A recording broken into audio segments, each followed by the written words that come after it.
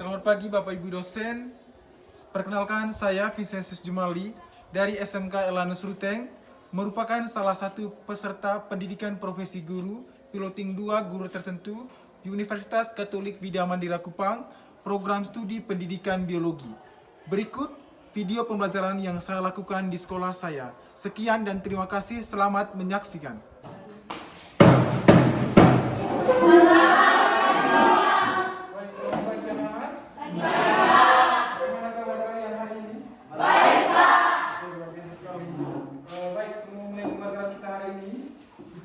Awali pembelajaran kita dengan doa.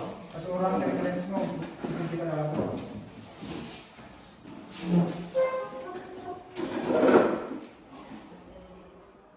Bapak Guru serta teman-teman, marilah kita siapkan hati dan batin kita untuk menghadap Tuhan dalam doa. Dalam nama Bapa, Putra, Roh Kudus. Ya Tuhan, terima kasih atas berkat-Mu telah memberikan kami nafas kehidupan serta kesehatan sampai pada hari ini. Sebentar lagi kami akan mulai kegiatan belajar mengajar kami. Semoga kegiatan belajar mengajar kami pada hari ini dapat berjalan dengan lancar. Nama kami puji hari ini, esok dan sepanjang masa. Amin. Baik, terima kasih kepada Nata. Silakan duduk kembali.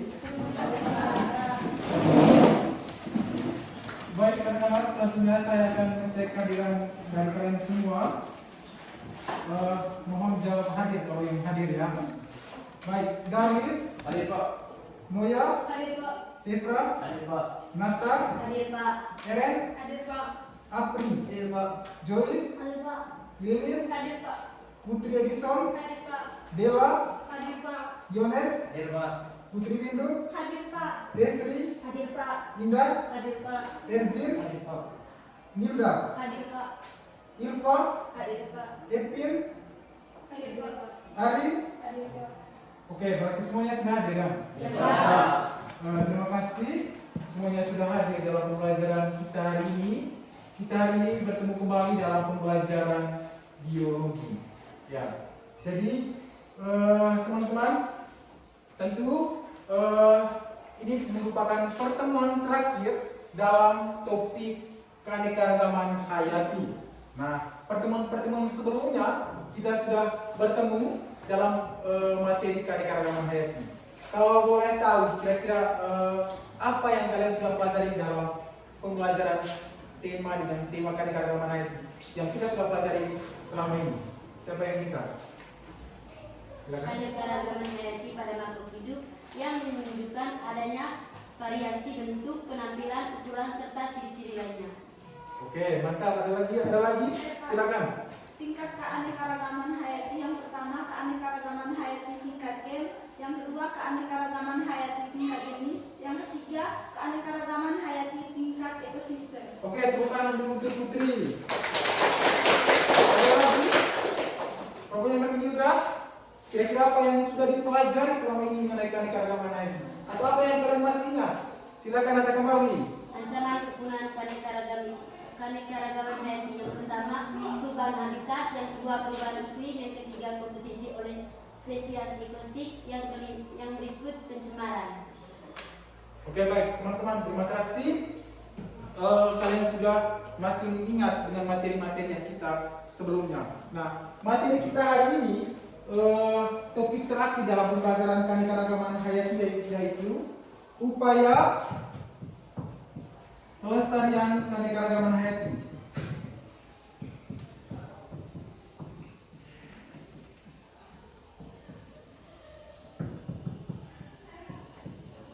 Tentu kita sadar betul bahwa keanekaragaman hayati di Indonesia ini memiliki penurunan. Itu karena berbagai faktor, ada faktor internal dan ada faktor eksternal. Nah, teman-teman, sebagai kita sebagai pelajar yang mengerti dan paham betul betapa pentingnya menjaga keanekaragaman hayati, maka kita harus mengupayakan pelestarian keanekaragaman hayati itu supaya tidak terjadi kepunahan. Oke, seperti itu teman-teman. Nah, keanekaragaman hayati atau biodiversitas memiliki peran yang sangat penting bagi kehidupan manusia.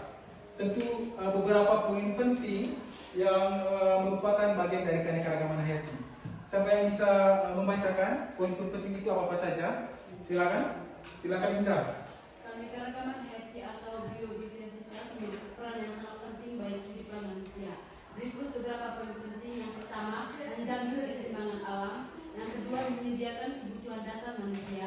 Yang ketiga, mendukung ekonomi dan kesejahteraan. Oke, ada lagi yang lain? Semuanya sudah sepakat ya dengan itu? Baik, tentu ada 3 poin penting dalam keanekaragaman hayati, yaitu menjamin keseimbangan alam. Lalu yang kedua, menyediakan kebutuhan dasar manusia. Lalu yang ketiga, mendukung ekonomi dan kesejahteraan. Teman-teman, itu yang menjadi poin mendasar dalam keanekaragaman hayati. Lalu berkaitan dengan tema kita hari ini, sebelum saya masuk pada tema ini, teman-teman, bagaimana kesepakatan belajarnya kita? Apa kita masih menggunakan kesepakatan belajar kemarin atau kita harus buat baru lagi? Pakai yang kesepakatan belajar yang lama ya, supaya pembelajaran kita hari ini terstruktur dan semuanya bisa dijalankan dengan baik. Nah, teman-teman, ingat dari topik tadi, upaya pelestarian keanekaragaman hayati di Indonesia. Nah, tentu penyebab utama hilangnya keanekaragaman hayati di Indonesia ada memiliki faktor-faktor. Ada yang pertama faktor iklim, ada spesies, eksploitasi berlebihan pada sumber daya alam, dan polusi serta urbanisasi. Nah, dari itu semua, aktivitas manusia bertanggung jawab sebesar 75% menyebabkan faktor hilangnya keanekaragaman hayati. Oke, itu penyebab dari hilangnya keanekaragaman hayati. Nah, teman-teman, tujuan pembelajaran kita hari ini mungkin bisa satu orang untuk membacakan. Oke, silakan.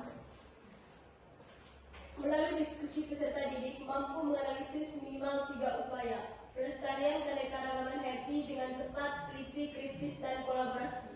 Oke, terima kasih tepuk tangan untuk Noya. Itu teman-teman tujuan pembelajaran kita hari ini. Saya jelaskan kembali. Melalui diskusi, peserta didik mampu menganalisis minimal 3 upaya pelestarian keanekaragaman hayati. Tepat, teliti, kritis, dan berkolaborasi. Seperti itu tujuan pembelajaran. Nah, dari tujuan tersebut kita harus mempelajari segala sesuatu itu harus mempunyai manfaat. Nah, dari tujuan tadi ada beberapa poin manfaatnya. Yang pertama, meningkatkan kesadaran tentang pentingnya keanekaragaman hayati dalam menjaga keseimbangan dan menyediakan manfaat bagi manusia. Lalu yang kedua, mengembangkan keterampilan untuk terlibat dalam upaya pelestarian keanekaragaman hayati di lingkungan sekitar. Lalu ketiga, memahami dampak negatif dari hilangnya keanekaragaman hayati dan mengenal upaya pelestarian. Itu manfaat dari kita mempelajari materi yang kita akan bahas hari ini.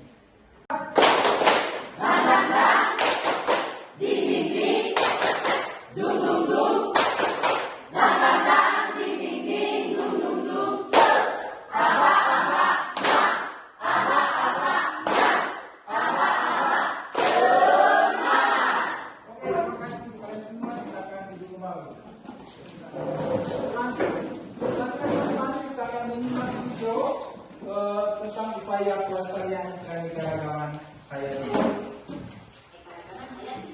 Kita mulai dari yang pertama dulu, ancaman keanekaragaman hayati.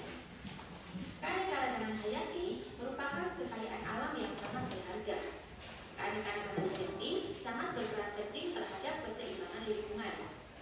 Namun, seiring dengan perkembangan teknologi yang semakin besar, akan memberikan dampak negatif terhadap keberadaan keanekaragaman hayati ini. Dalam saat terakhir, laju penurunan keanekaragaman hayati meningkat dengan cepat. Tercatat di IUCN atau International Union for the Conservation of Nature, yaitu sebuah lembaga yang mendata ancaman kepunahan spesies di dunia, mengungkapkan bahwa terdapat 22.784 spesies di dunia yang terancam punah. Jumlah ini hampir sepertiga dari jumlah spesies yang dievaluasi oleh IUCN itu sendiri.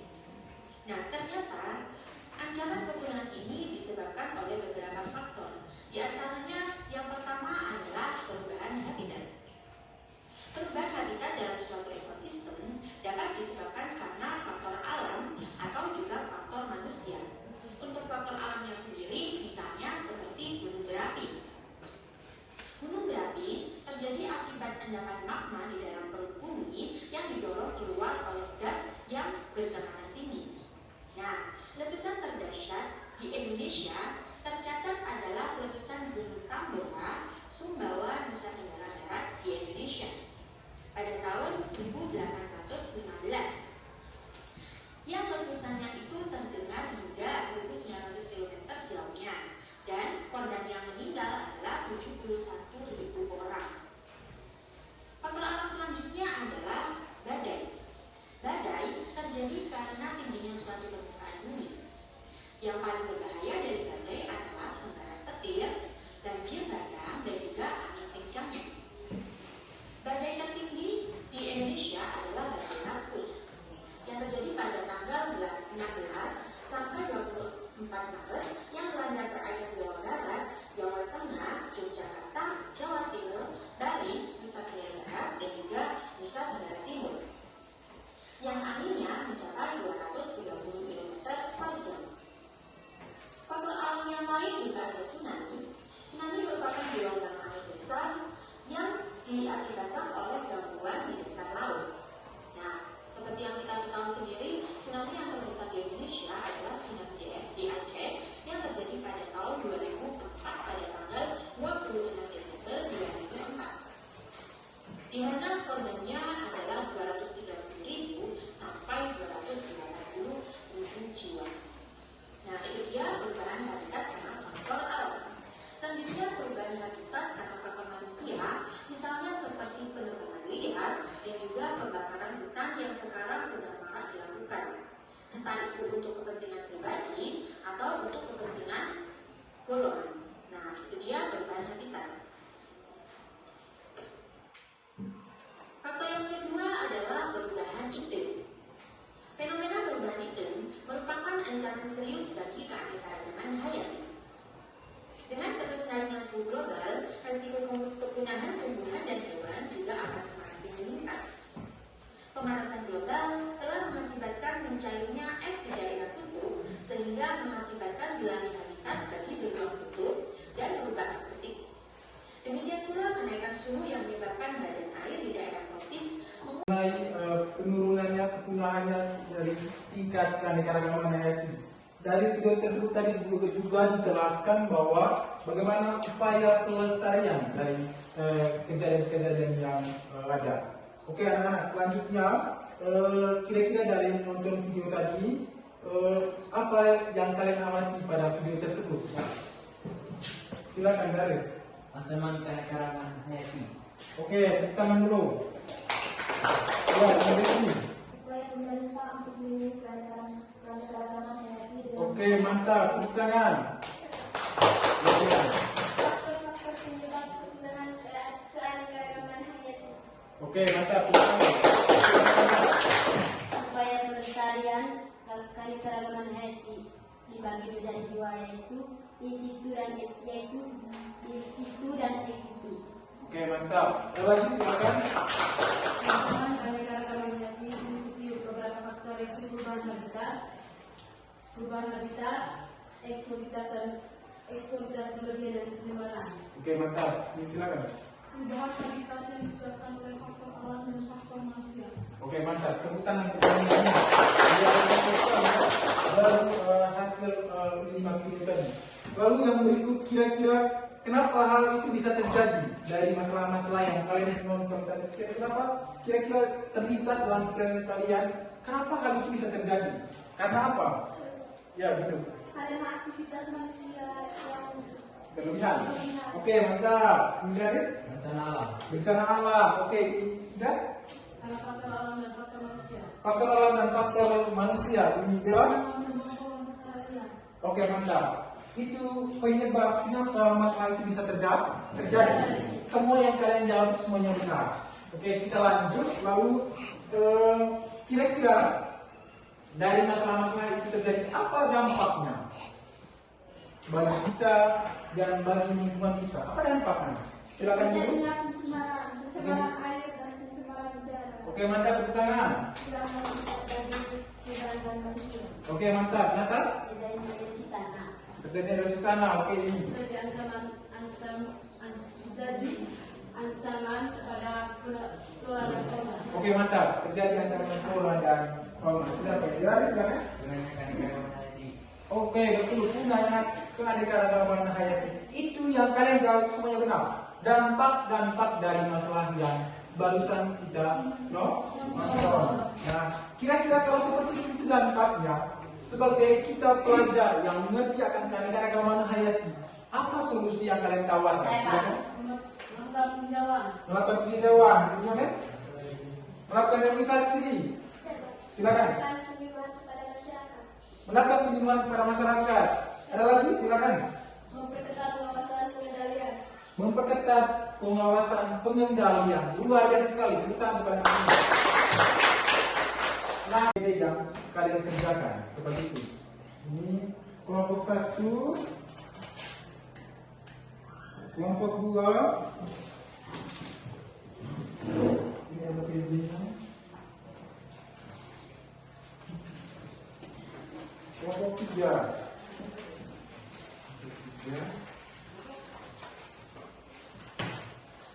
Baik, teman-teman silakan perhatikan LKPD yang barusan saya bagikan. Di dalam LKPD tersebut terdapat beberapa masalah. Nah, teman-teman punya tugas untuk memilih salah satu dari masalah yang ada. Bebas ya. Besar harapan saya kelompok 1, kelompok 2, dan kelompok 3 tidak memilih satu masalah yang sama. Baik kalau memilih masalah yang berbeda-beda. Misalnya kelompok 1 masalah lain, kelompok 2 masalah lain, kelompok 3 masalah lain. Itu berkaitan dengan LKPD. Nanti teman-teman di dalam LKPD itu juga teman-teman berdiskusi, berkolaborasi dengan teman-teman yang lain untuk menjawab beberapa pertanyaan-pertanyaan yang ada di LKPD tersebut. Oke, silakan teman-teman melakukan.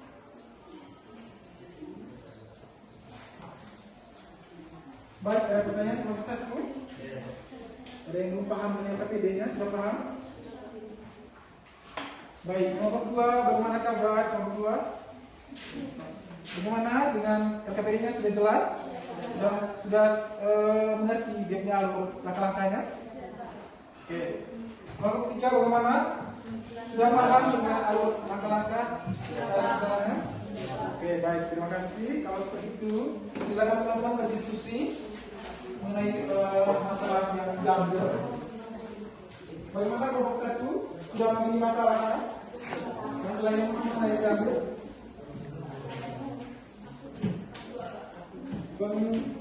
Pengembangan lingkungan secara berlebihan. Oke, kelompok 1 memilih masalah 2, yaitu pengembangan hutan secara berlebihan. Kelompok 2 memilih masalah yang mana? Yaitu? Oke, itu yang perlu didiskusikan oleh kelompok 2 ya. Berarti peralihan hutan menjadi lahan pertanian itu masalah yang diangkat. Lalu kelompok 3 bagaimana? Masalah apa yang diambil? Berarti penggunaan pestisida yang berlebihan. Itu artinya dari ketiga kelompok ini semuanya masing-masing memilih masalah yang berbeda-beda. Nah, silakan berdiskusi teman-teman, silakan menjawab pertanyaannya dan dibantu dengan referensi-referensi yang saya bagikan seperti ini. Teman-teman silakan baca dan silakan lihat di link grup untuk saya lihat yang grup biologi itu untuk melihat referensi-referensi lain. Seperti itu.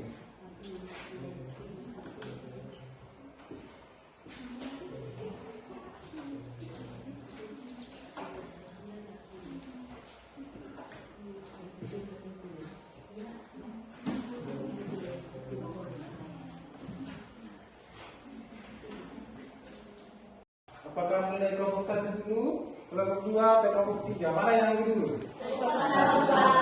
Kelompok 2, kelompok 1 atau kelompok 3? Bagaimana kelompok saya sudah siap? Siap, Pak. Oke, kalau seperti itu, saya mempersilakan waktu dan kesempatan kepada kelompok 2 untuk mempresentasikan hasil diskusi mereka. Tentu nanti mereka akan menyampaikan masalah apa yang mereka ambil, ya? Oke, waktu dan tempat saya persilakan.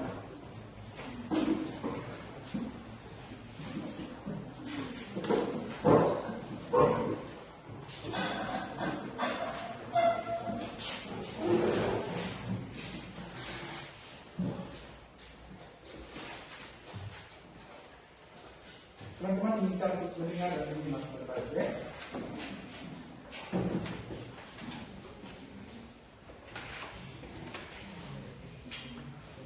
Selamat pagi, Pak. Selamat pagi. Selamat pagi, teman-teman. Selamat pagi. Terima kasih atas kesempatan yang diberikan kepada kelompok kami. Pada kesempatan ini kami akan mempresentasikan hasil diskusi kami. Untuk tidak memperpanjang waktu, kami akan mempresentasikan hasil diskusi kami. Para pembaca, saya persilakan. Permasalahan yang kami diskusi tadi yaitu tentang penebangan hutan secara berlebihan. Dampak negatif yang terjadi. Yang pertama, hilangnya kesuburan tanah. Ketika hutan dibabat pohonnya, hal ini mengakibatkan tanah menyerap sinar matahari terlalu banyak sehingga menjadi sangat kering dan gersang. Kedua, turunnya sumber daya air.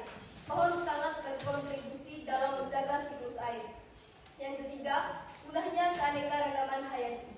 Meskipun hutan hujan tropis hanya seluas 6% dari permukaan bumi, tetapi sekitar 80-90% dari spesies ada di dalamnya. Yang keempat, mengakibatkan banjir. Salah satu fungsi hutan adalah menyerap dengan cepat dan menyimpan air dalam jumlah yang banyak ketika hujan lebat terjadi. Yang kelima, kerusakan ekosistem. Yang keenam, perubahan iklim. Yang berikut penyebab atau skiensi. Yang pertama, ekspansi pertanian. Kedua, urbanisasi. Ketiga, permintaan kayu dan produk hutan. Keempat, perubahan iklim.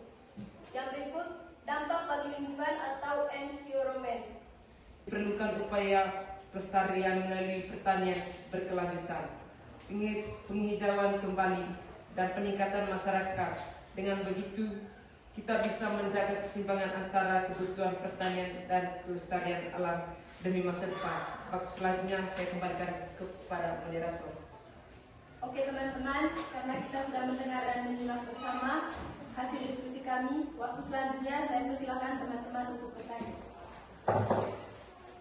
Kepada Kakak Putri, Apa dampak yang terjadi dari praktik yang dilakukan?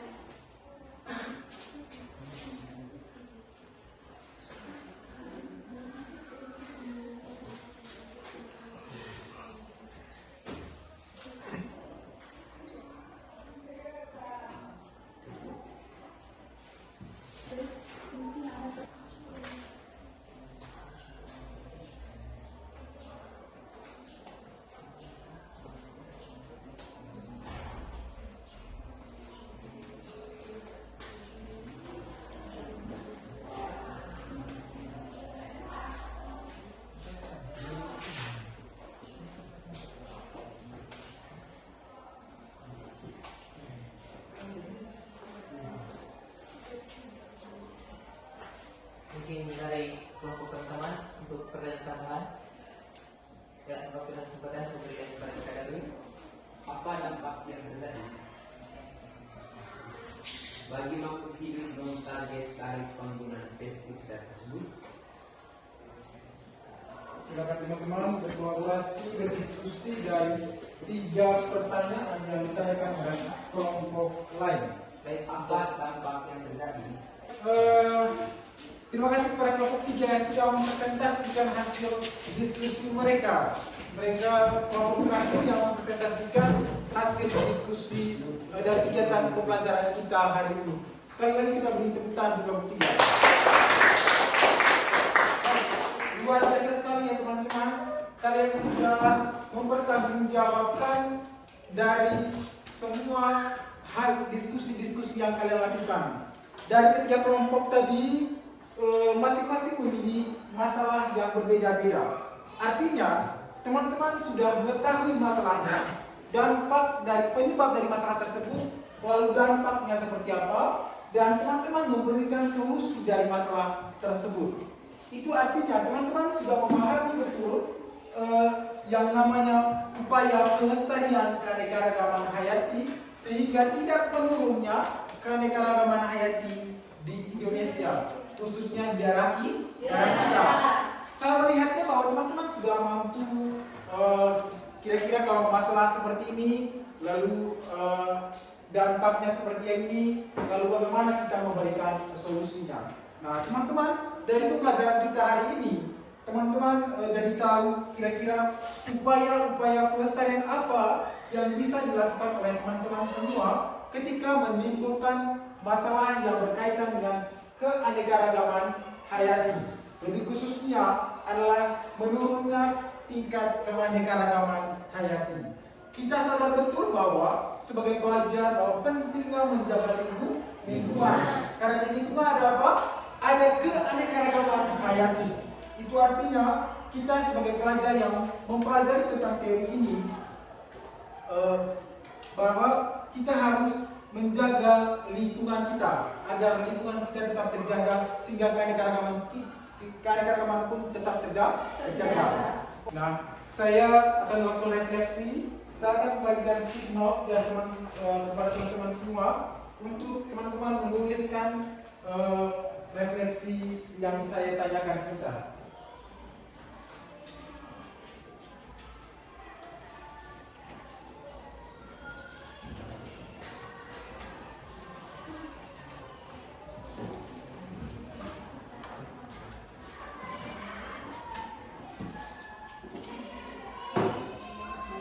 Silakan. Pertanyaan pertama, bagaimana perasaan kalian setelah mengikuti pembelajaran hari ini? Bagaimana perasaan kalian setelah mengikuti pembelajaran hari ini? Senangkah, BTK, dan lain sebagainya? Itu pertanyaan yang pertama. Pertanyaan yang kedua, apa yang perlu diperbaiki untuk pembelajaran selanjutnya? Apa yang perlu diperbaiki?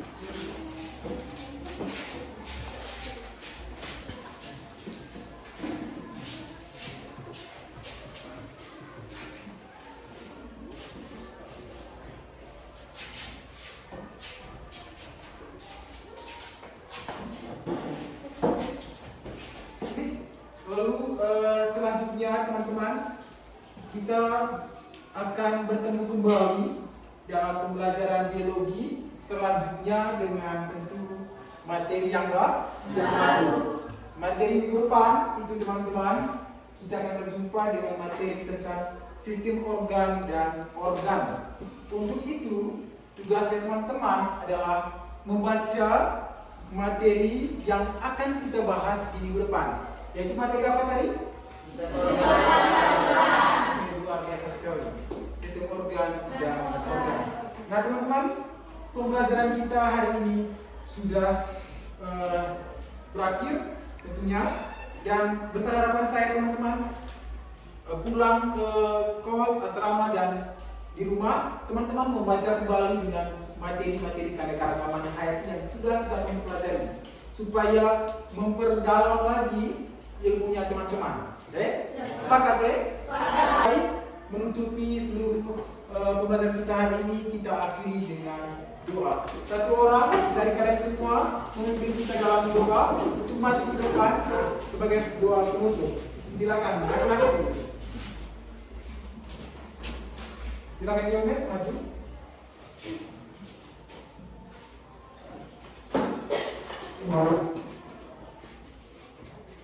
Teman-teman, dalam buku adalah kita bisa nanti untuk berdoa. Allah Bapa di surga, puji dan syukur kami turun kepadamu segala berkat dan perlindunganmu dari tadi pagi hingga pada siang hari ini, sehingga kami bisa menjalankan tugas kami sebagai pelajar maupun mengajar. Allah Bapa di surga, kami hamba mau pulang ke malam kami masing-masing. Sudi kiranya Roh Kudus-Mu tetap melindungi kami di dalam perjalanan kami. Dikau terpuji kini dan sepanjang segala masa. Amin.